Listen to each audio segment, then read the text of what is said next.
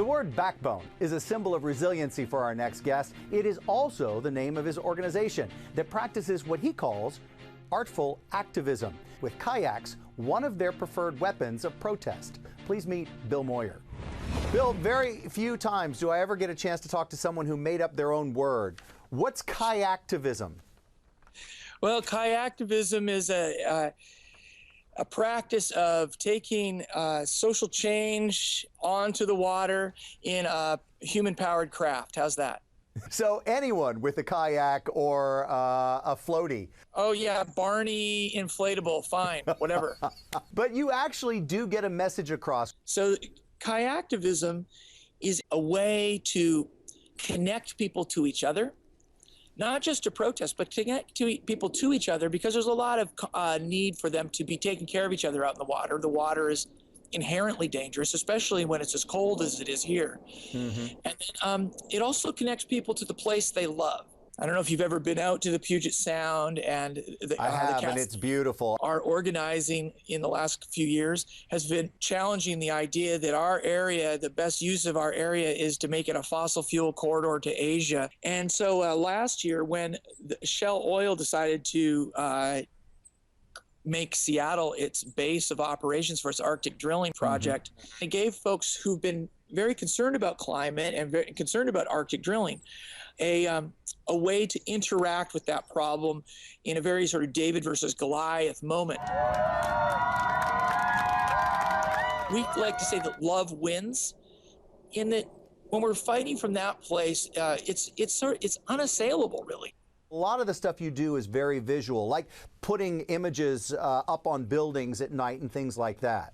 Right. So projection is protest. We sent lights to about 20 different cities. It's a very low cost kind of guerrilla action that doesn't hurt anybody. It allows people to express themselves and amplify their voices when they don't usually have access to the mainstream media.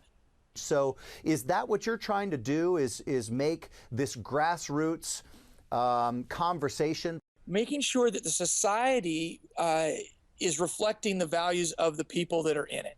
The Backbone campaign started about 14 years ago during the Bush administration by a bunch of artists here on Vashon Island. And some of the most visible pieces have been things like, the Bush chain gang. We've done a number of things around money, trying to get money out of politics, with taking over the Lincoln Memorial with a 150-foot We the People replica of the Constitution preamble, signed by thousands of people. We've put a sold sign on the U.S. Capitol lawn.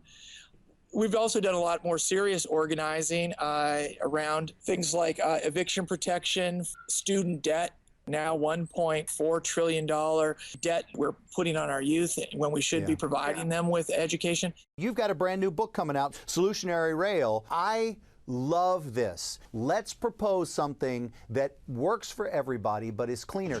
Railroads became very dependent upon moving heavy fossil fuel commodities, specifically coal, because it shipped all year round and it could only stay on the tracks. So that created this dependent relationship, and that eventually became very dependent upon just moving heavy commodities by a few big customers, and they stopped doing schedules. So communities lost service. Workers no longer had a work schedule. How are we supposed to have a vibrant society if the people we depend on in our rural communities aren't getting the service they need? How are we supposed to have family farms if they can't get their crops to market? And solving the problem in the U.S. means overcoming the current business model that rail is using. It's been an incredible learning experience over the last few years to be educated by railroad workers and railroad experts, and the rest of the world does it differently. So we've been working really hard to create this solutionary rail, and fundamental to that is that the public use its capacity to get bonds and low-interest finance to build out a rail electrification infrastructure that won't be built by the private railroads. And at the same time, we can unleash an incredible build-out of renewable energy generation out in rural America, because they will have a customer for those electrons at peak production. And if we're really smart, we'll put an overhead above the regular lines for the trains. We will put high voltage transmission to make sure that those electrons can also get to population centers, so that we can stabilize the variability of renewable energy. And that's what Solutionary Rail is offering as an alternative to things like oil trains, pipelines, etc. You solve so many issues with this. I really want people to read it. It's tough to pin you down because you guys do so many actions and you take on so many topics. You guys were at the Dakota Access Pipeline not long ago. It's having a very large impact. Representatives from more than 250 tribes from around the country and beyond have gathered on the Standing Rock Sioux Reservation to show solidarity and a spiritual resistance against the pipeline that's proposed, the Dakota Access Pipeline. The tribes have been absolutely pivotal and critical in their leadership on stopping fossil fuel shipments and infrastructure in the Pacific Northwest. And nobody's really better suited to lead in that way than Indigenous people. So a lot of non-native allies are also in camp there.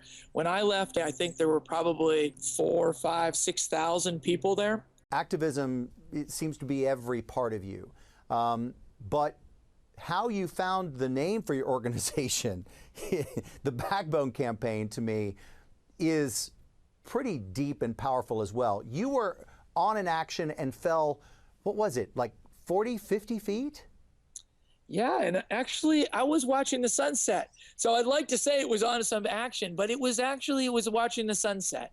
And you were up in a tree that high watching the sunset? You know, youth. You know, I was up there and it was beautiful, man. I don't know if you've climbed trees, but when you get to the top of the tree, you know, you see the rolling of the land, you see the birds flitting from treetop to treetop. It's pretty fantastic. And I stepped on a branch and it broke at the top of a fir tree, and I fell down 60 feet. And I had I think, besides an angel that was holding me, there were branches that were breaking as I went down. So I landed, I was alive, so to my surprise and pleasure. But I tried to get up. You know, my arms weren't broken, my legs weren't broken, but I tried to get up. And that's when that moment of fear hit me in an unconscious place. I think that the knowledge of what it feels like to not have a backbone, and seeing progressives and liberals in this country kind of in that experience, it's not about asking politicians or corporations for favors. It's about building moral power among normal people. And we can have all the great ideas in the world, but if we don't have the social movement, what I would call the body or the backbone, we will not have the capacity to stand up and support those ideas and propel those ideas into society. So if people want to reach out to you, how do they find you? Go to backbonecampaign.org. We have tools online there that folks can access, forms that they can fill out to say they want to sign up for training, or they want to have our help with an action, or they want to learn how to do light projection. So backbonecampaign.org. There are hundreds and hundreds of people who are part of Backbone Campaign, who I consider part of Team Backbone, and it's those people that I have the honor to work with who make all of this possible.